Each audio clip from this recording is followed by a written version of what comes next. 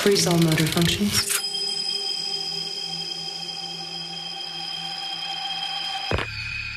Hello, Westworld fans. Today we will be taking a closer look at the preview trailer for the season finale of Westworld Season 2. We're going to be using clips from the trailer and the knowledge that we have acquired over the course of Season 2 to formulate some predictions on how the show might end. If you guys are looking for a review for Episode 9, you can check out our spoiler discussion podcast that will be first posted on YouTube and then uploaded to iTunes and SoundCloud after. There, my Nerd Soup panel and I will discuss our overall thoughts on Episode 9, the themes, moments, and different scenes, so definitely check that out.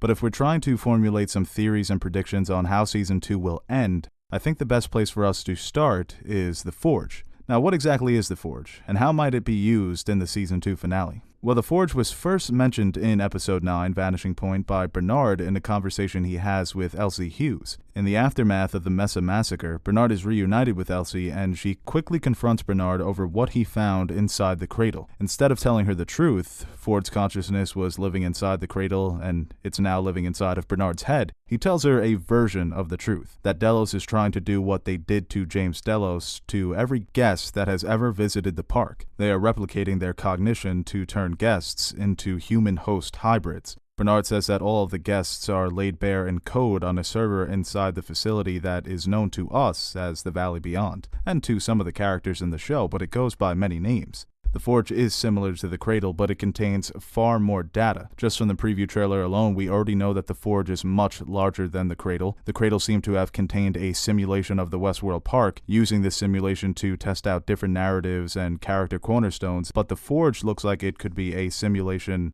of the entire world. Like literally, the entire planet. We see the return of the letterboxing in scenes with Bernard and Dolores in this trailer, which implies that Bernard and Dolores will be reunited in the season finale and will venture inside the Forge together.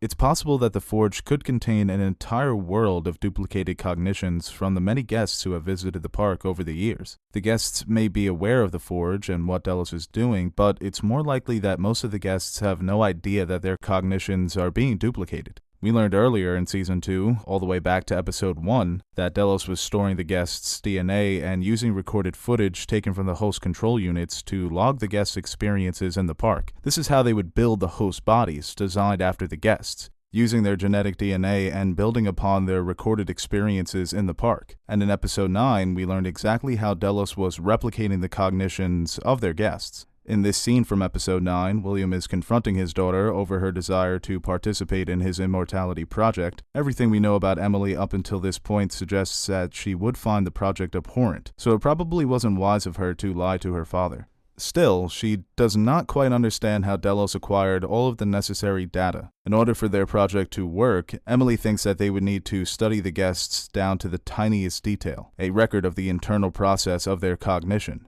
William reveals that they achieve this by having every hat in Westworld fitted with a scanner that does just that, recording and imaging the guests' minds during their stay in the park. It's a clever way to capture the necessary data. If you're going to play cowboys and Indians, you'll need a hat to match the outfit. This hidden scanner is actually one of the main reasons that William's wife Juliet ended up taking her life. In a flashback scene in Episode 9, William and his family are celebrating the financial contributions that he made to several of his daughter's charities. Yearning to get away from the festivities, William leaves the party and heads to a more secluded bar. Here he finds Dr. Ford. This is when Dr. Ford first reveals to William that he is aware of his immortality project, and that Delos has breached their agreement. Delos agreed to stay out of Ford's stories, and Ford was to stay out of the Forge. Ford most likely became aware of William's project due to the scanners that Delos had installed inside of the guests' hats, the same scanners that were being used to profile the guests. Ford wonders if William has ever contemplated what his project has been learning about its subjects, and if William is brave enough to turn the microscope upon himself. He slides him a card that contains William's profile. William is obviously frustrated by Ford's knowledge of the project, and he leaves the party with his wife. He tells Ford on the way out that he doesn't want to play any more of his games, but Ford has one more game in mind. William's profile eventually ends up in the hands of his wife, who is stunned by what she finds. Up until this point, Juliet really didn't know the extent of William's abhorrent behavior in the park. Logan would tell her stories, but she didn't believe them. This was the moment that finally pushed her over the edge. We can assume that the Ford contains hundreds, maybe thousands of more profiles for the many guests that have been visiting the park over the past 30 years. and this information is what Dolores wants to use to destroy humanity. Even Bernard tells Elsie to imagine if a single host gained access to all that data. But what about the information itself? Imagine the amount of data the Forge's servers have stored over the past 35 years. All the guests visiting the park, a place where they can hide from God and treat their vices. Violence, murder, sexual and physical assault, nothing is off limits in Westworld. Nobody is tallying up their sins. Just imagine all the information being stored inside a server whose main purpose is to give birth to artificial intelligence in the form of human-host hybrids. In episode 6, Elsie refers to the Cradle as a hive mind, a collection of control units that could form one unified consciousness in the form of a Westworld simulation. We've already witnessed the power that Ford wielded while inside of the Cradle, taking the Westworld administration system offline, fighting off every single hack until he willingly gave up control. Imagine if a host could wield a similar power while inside the Forge. That's if the Forge itself isn't already aware of its own existence. And if the Forge is aware, the only thing it will know is suffering. The suffering caused by mankind over the course of 35 years in the park. The suffering that was endured by the hosts, the artificial beings that mankind now wants to become. It's a far-fetched idea, the Forge becoming the Matrix or Skynet, becoming sentient, but if anybody can take this sci-fi cliche and put a new, fresh, and clever spin on it, it's the showrunners of Westworld. They've proven it time and time again. Let's take a look at all the scenes from the preview trailer that presumably take place inside of the Forge. First, we have this shot, which technically is not inside of the Forge, but it could be the door for the facility that houses the Forge. In this shot, Dolores and Bernard are inside the Forge, and they open a door that leads to Sweetwater. We could see Dolores looking around Sweetwater, almost in awe of what she is seeing, similar to how Bernard reacted when he was in the Cradle, and Dolores even finds a simulated version of herself. So that means that not only are the guests' cognitions present inside the Forge, but the Forge also contains the hosts that were operating inside the park, so the Cradle has been destroyed, but the Forge appears to have backups of all of the hosts that have ever lived. In this shot, we have the return of James Delos, the founder of Delos Incorporated, who appears to be in the behavior lab that is located inside the Westworld Mesa. This is a key difference between the Cradle and the Forge. The Cradle begins on the train that escorts guests into Sweetwater, and it encompasses the entire park. The Forge apparently stretches beyond that, not only creating a simulated version of Westworld, but also of the Westworld Mesa. And this is just insane, because what this shot implies is that inside the Forge, James Delos' consciousness has been replicated rather than directly copied. Correct me if I'm wrong, but I believe that James Delos' consciousness was being transferred into different James Delos host bodies. And with each transfer, he crept closer to reclaiming his grasp on reality, but even on his 149th build, he would still break down. Now inside the Forge, his consciousness has been recreated, currently being tested. Then we have a shot of Dolores and Bernard arriving at a party. Most likely it's a party made up of guests whose cognitions are being duplicated inside the Forge. And in these next two shots, we have Dolores, Bernard, and the return of Logan Delos, who has really become a fan favorite. First, he is seen walking down a flight of stairs with Dolores and Bernard, and then the three characters can be seen inside a kitchen. Maybe this is a simulated recreation of Logan's home from the real world, similar to the simulated version of Arnold's house that Ford created inside of the Cradle. It's almost tragic that not even Logan was safe from Williams' project, with Logan being one of the biggest skeptics of Williams' project in the first place. He told Dolores in episode 2 that humanity lit the match that will eventually burn down the entire species. He even told his niece Emily about the project. That's how she first learned about it. It looks as though Logan may serve as a guide for both Dolores and Bernard inside the Forge. My guess here is that Logan died as a young man, overdosing on drugs, so that's why he maintains his youthful appearance, since they wouldn't really have an older Logan to base his duplicated cognition on. We then see Bernard and Dolores arrive at what could be physically described as a library.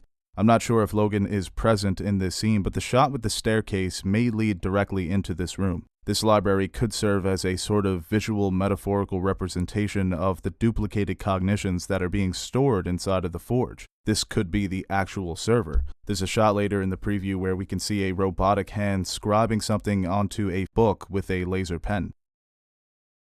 In this next shot, Logan can be seen crying in front of a pool. This shot implies that the Forge may go beyond simulating Westworld and the Westworld Mesa. It all depends on where this house is located in the real world and how the Forge works. Maybe the Forge grants its subjects the ability to access certain places and things from the real world, from their real lives, as a way of fooling them into believing that the Forge is their actual reality. And Logan is obviously very distraught in this scene. He says, "Do you want to see what I see?" So maybe Logan is going to be the one who reveals the truth about the Forge, what's been happening here for decades. We then see Bernard and Dolores walking through the testing chamber that was used to conduct baseline tests on James Delos for several decades.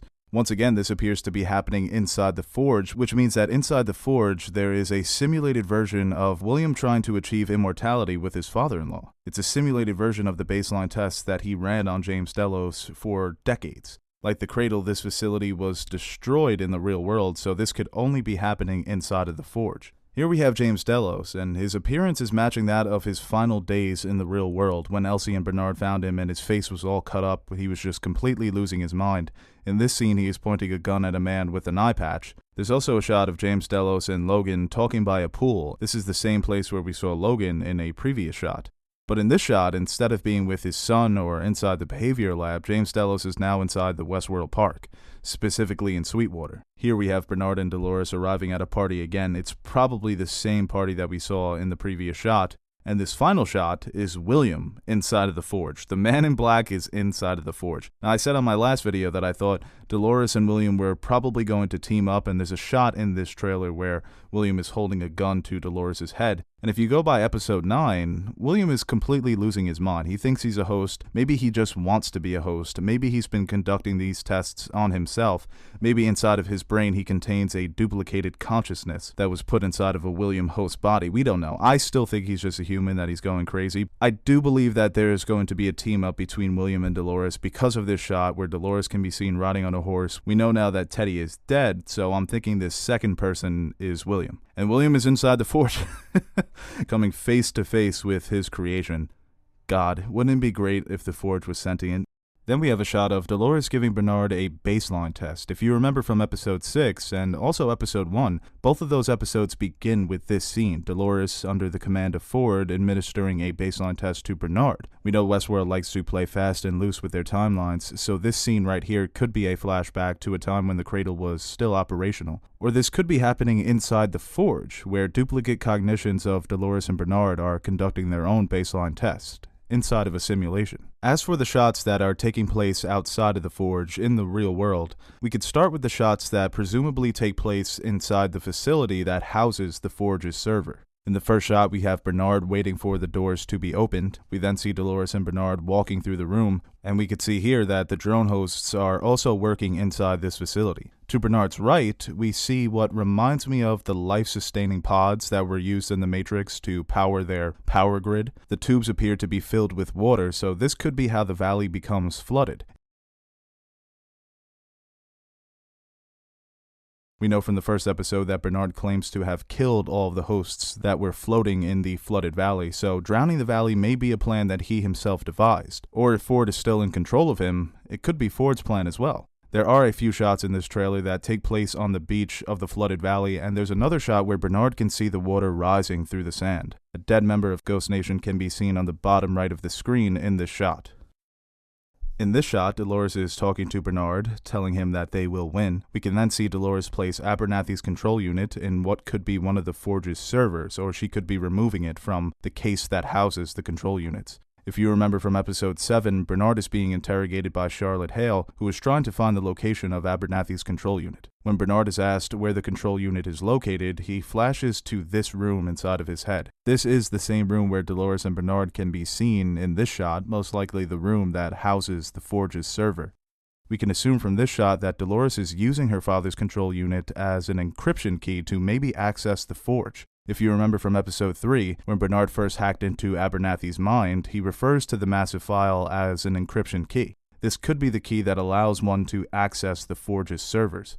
This would explain why Abernathy was so coveted in Season 2, why Charlotte Hale wanted to find him so desperately. Abernathy's control unit was the ultimate bargaining chip, the key that allows one to access the power of the Forge. We even hear Bernard tell Elsie in episode 9 that they need to reach the Forge before anybody else does, so that they can leverage it and dictate the outcome that they want. We've speculated that Hale has been working for a third party throughout Season 2, even dating back to Season 1. We've also speculated that Coughlin's security team wasn't working for Delos, but that they were working with Hale in order to secure Abernathy's control unit. That's why Coughlin was so shocked when he finds out that Hale left Abernathy by himself in the behavior lab in episode 6. If Hale were to acquire Abernathy's control unit, or encryption key, then she and her clients could use it to blackmail Delos. They would hold all the power. It's the key that opens the door.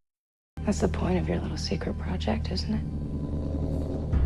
Well, I can promise you this. Your chances at eternity will die in that valley with all the souls you've gathered there.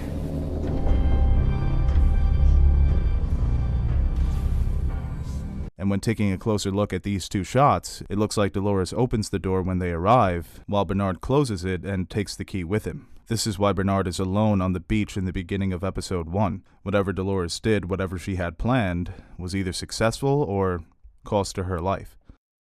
Now, we still don't know for sure what Dolores plans to do with the Forge. This line here, when she says to Charlotte Hale that her quest for immortality will die in the valley with all the souls that you've gathered there, it implies that Dolores simply just wants to destroy the Forge, and that all the souls are the guests that they've been trying to duplicate over the last 35 years. Maybe we're just simplifying it. If that's the grand finale, Dolores destroying the Forge, it's a little underwhelming. We still don't know what Ford wants to do with the Forge because we've never actually heard him talk about it. It was only Bernard who mentions it to Elsie Hughes.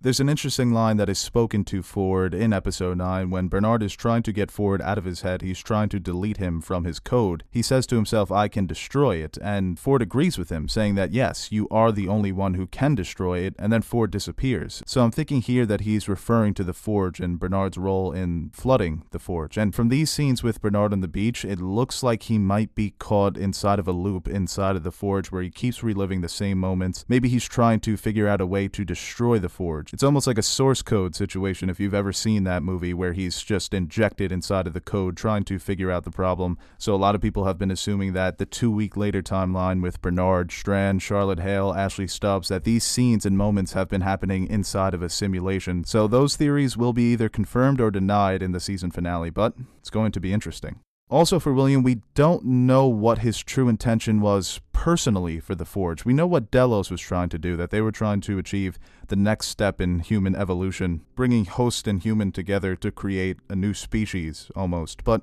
what is William's intention? Him losing his mind in episode 9 makes me think, when we get the freeze frame of his tablet where his wife is looking at his profile, we could see that he is mentally ill.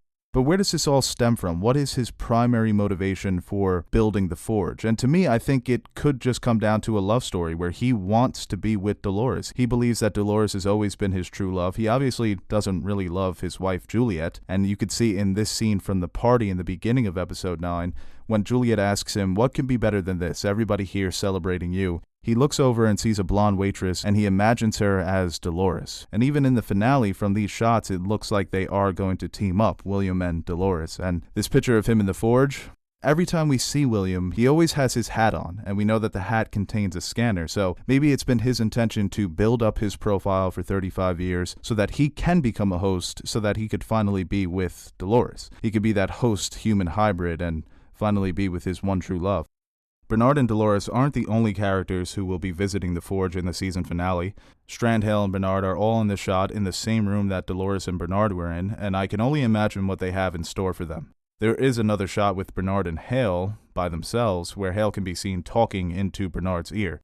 There are a few shots in this trailer that lead me to believe that Ford will have something to do with the plan to flood the beach. Like I said before, he's probably still in Bernard's head when he enters the Forge. And these shots here with Ford overlooking a synthetic skeleton and Bernard picking up a synthetic skull lead me to believe that Bernard may be getting a new body in the season finale. That could explain why the scar goes missing when he wakes up on the beach in episode 1. In a moment of desperation, Bernard asks Ford for help in the trailer. Even though Ford deleted his data package from Bernard's head in episode 9, he is somehow still alive. There are no letterboxings on this shot with Bernard and Ford, so this is probably taking place in the real world. It's possible that Bernard and Dolores will bite off more than they can chew when they enter the Forge, and Ford may be the only person who is capable of helping them. Of course he is. He's Ford. Notice that Dolores is absent from this scene, so this might take place after Bernard and Dolores enter the Forge. One of the problems with Westworld is that it's easy for fans to think that any character could be a host at any time. I've seen so many theories that this one is a host, that one is a host. And the problem with that is if you rely on it too much, it becomes less special when it happens. But this is a case with Charlotte Hale looking at a host version of herself in this shot. This is a case where I think it's used properly because Charlotte Hale it's so unsuspected because she's not a major player. You could see her as the antagonist of this season, but her being a host, it just completely throws a wrench into her reality. And in this shot, the host looks like it could be wearing the dress that she wears in the season finale of season 1 and in the first couple of episodes of season 2. And then the question is, who is the host? Is it the woman in the dress or is it Charlotte Hale as we've seen her all season? So this is insane. And when looking at this picture with Charlotte Hale and her host body, it makes me go back to season 1, episode 7. We always go back to this when Ford has Teresa killed by Bernard and he's overlooking the creation of a new host body. Everybody thought it was going to be Teresa. Now I'm thinking that it makes more sense for Ford to have created a Charlotte Hale host. Hale was obviously in a more powerful position than Teresa, so if he could have his own Charlotte Hale walking around the park, manipulating her into doing things, that could be a very valuable asset. I think the most important scene from episode 9 would be the scene between Dr. Ford and Maeve. In this scene, Ford confirms that he was the one who changed Maeve's code in season 1, and he even admits that Maeve was his favorite host. He is proud of Maeve for staying in the park and trying to save her daughter. He claims that he too stayed in the park for the same reason, to save his only child. He kisses Maeve on the forehead and leaves her with one final upgrade. On this freeze frame, we can see that Maeve is unlocking her core permissions. We don't know what these powers entail, but we can assume they're going to come into play in the season finale. And from the shots of Maeve in this trailer, she appears to be back to full health. She also seems to be in control of several mechanical or synthetic bulls. They storm the behavior lab and attack the security team that is guarding the lab. There is a rescue team for Maeve in this shot made up of Hector, Armistice, Sizemore, Honorio, Felix, and Sylvester. But it was probably unnecessary. I think Maeve's got this under control. Maeve wasn't the only host to gain an upgrade in episode 9. By using the code inside of Maeve's control unit, Charlotte Hale and the programmer Ronald gave Clementine the ability to control the hosts in a more ruthless way. Instead of giving them direct commands, Clementine can bring the hosts back to life and then turn them against each other, just like Samuel Jackson and Kingsman. From the different shots in this trailer, it looks like Maeve and Clementine are going to face off against one another. Maeve is reunited with the Kichita, Ghost Nation, her friends, and all of the hosts that are traveling to the Forge, or the Door, or the Valley Beyond, whatever you want to call it. But Clementine has been sent to stop them by Charlotte Hale. In this scene, it looks like she might have been successful. It appears that Akichita has maybe turned on Maeve in this scene, is trying to attack her, but I don't know, because Akichita is truly conscious. Maybe Clementine can't affect him. He could be trying to protect her. I think that's more likely, but there is obviously chaos among the hosts. And this is the money shot of the trailer. What the fuck is this? A rip into the sky? Has Westworld been the Truman Show the entire time?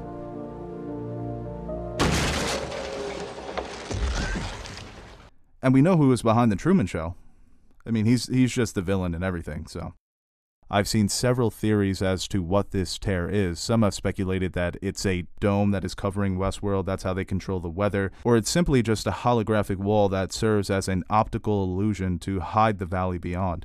There are theories that this tear will rip into a new reality, aka a new park that we have yet to see. Maeve literally parting the Red Sea, opening a passage to a new world. The shot of this projector makes me believe that it's simply just a holographic landscape, something that the hosts couldn't see past, but now they can. The tear is occurring at the same location where Akichita visited the door with his wife in episode 8, but he discovered the door had been buried, and he could no longer see it. That's why I think it's just more of a defense mechanism by William and Delos to hide their project from the hosts.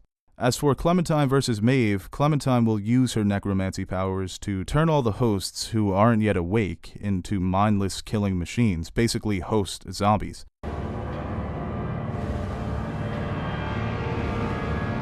In this shot, we can see Maeve raising her hand, which makes me believe that Ford gifted Maeve with the ability to counter Clementine's necromancy powers, or this could be the moment where Maeve literally parts the Red Sea and splits open a tear to the new world. Ford did witness what Charlotte did to Clementine, which may have gave him the idea on upgrading Maeve's code as a way to counteract this new ability that Clementine possesses. If you look back at the screenshot of the tablet, it says that Maeve is unlocking her core permissions, so maybe these are abilities that only Ford possessed when he was still alive, the control that he had over the hosts in Season 1, where we can see him controlling hosts with his mind and his fingers. Even though Maeve is good with her telepathic abilities, Ford is the puppet master. He is the master. So maybe he's bestowing those abilities upon Maeve, who he considers to be his successor, almost. You've come so far. And so much of your story left to tell. It's a shame to let them end it here. Don't let them.